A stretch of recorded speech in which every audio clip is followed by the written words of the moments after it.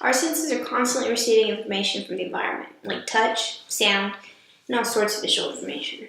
Right now, you're wearing a t-shirt. More than likely, before I mention this, you're paying attention to the aspects of this video as opposed to the stimuli that allows you to feel the shirt against your skin. So how do we choose what we pay attention to? How did you choose to pay attention to the video without being distracted by the feel of your shirt? What's going on in our brains to allow us to direct our attention to where we want and sustain that focus?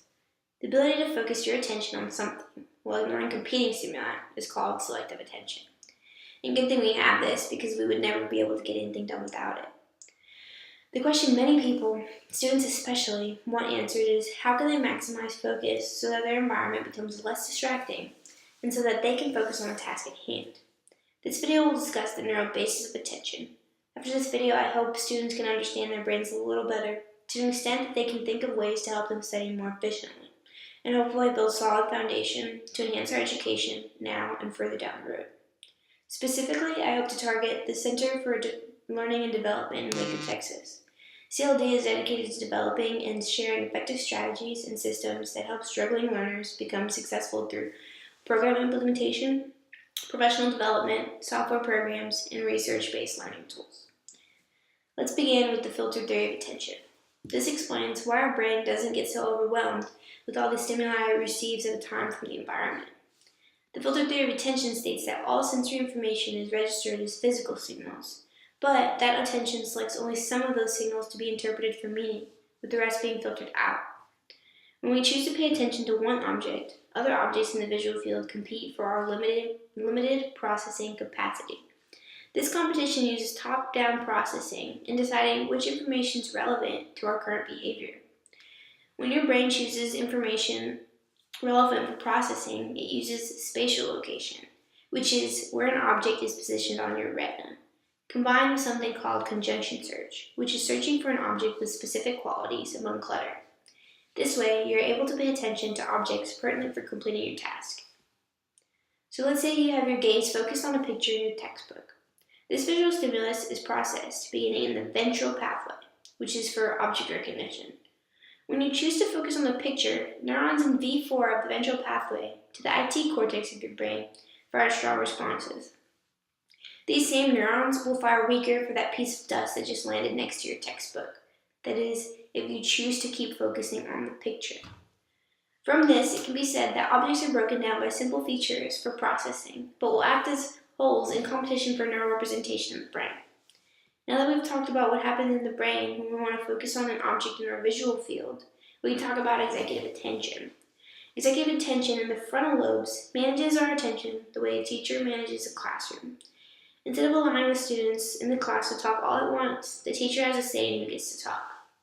So, when you sit down at that table in a local coffee shop to read, your executive attention pathways send inhibitory signals to parts in our brain to prevent arousal. A 1982 article called Attention and Arousal in Cognition and Performance focuses on how this top-down process allows you to focus your attention for a sustained period, rather than being constantly distracted by everything going on around you. Keeping your executive attention functioning well so that you're not distracted is essential for being productive and getting into a focused state. In combination with executive attention, habituation is key. Although coffee shops are full of noises, many people find it easier to work in a loud coffee shop than a library. According to a 1997 article called Habituation and Dishabituation to Speech and Office Noise, your brain only has so much processing power for any given sensory modality at a time. The overloading of your auditory senses with stimuli results in a process where over a short period of time, usually only about 20 minutes, you get used to that noise. This is a process called habituation. Taken from a 2007 article, Feeling the Real World, limbic response to music depends on related content.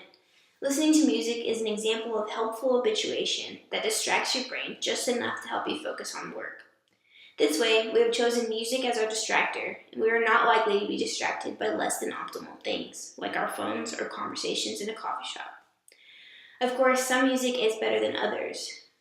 Music that has emotional overtones is likely to stimulate your emotional and memory processing. And music that's too fast could arouse your brain a little too much.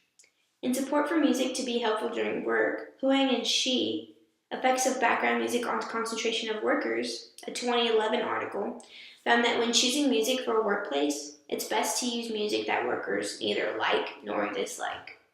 In 2012, the same researchers produced a separate article called Background Music, Effects on Attention Performance, which concluded that music with lyrics is distracting to workers when compared to instrumental music.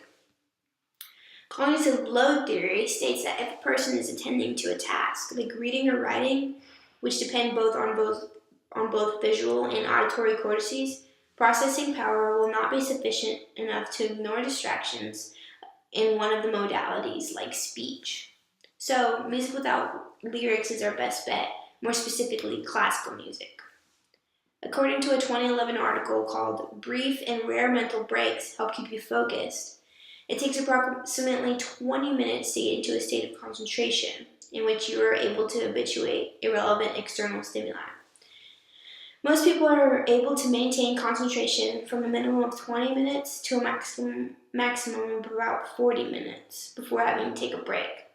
And breaks are good. Brief breaks when studying can give you time to refocus on your goal and keep you motivated to maintain focus for longer periods of time.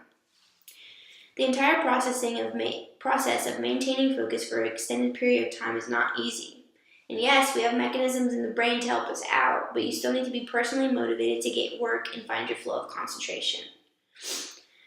Things like putting away your phone and studying without TV turned on are ways we can maintain focus and flow.